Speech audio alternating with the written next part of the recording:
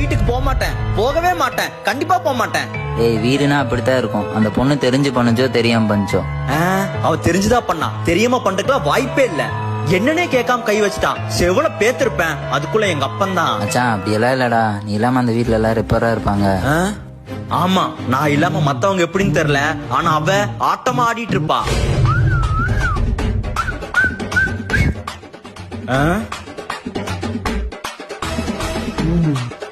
இருடி உனக்கு இருக்கு.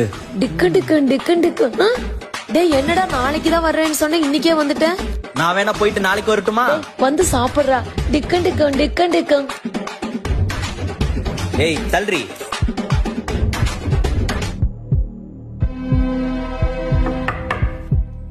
யாரு இவளா?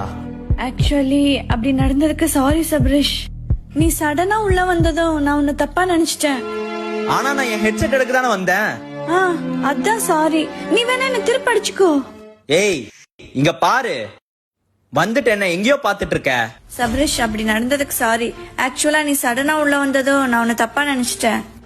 நீ கரெக்டா தான் நினைச்சிருக்க. நான் உன்னை அப்படி பாக்குறதுக்கு தான் உள்ளேயே வந்தேன். உனக்கு பின்னாடி கூட குட்டிய மச்ச இருக்குல்ல. சீ பொறுக்கி, உங்க வீட்டுல உன்னை பத்தி என்னென்னமோ சொன்னாங்க. ஏண்டி அடிக்கிறது அடிச்சுட்டு எல்லாரும் முன்னாடி அவமானப்படுத்திட்டு இப்ப சாரி கேக்குறியா? நீ வீட்டை விட்டு போறதுக்குள்ள உன்னை கண்டிப்பா பழி வாங்குவோண்டி.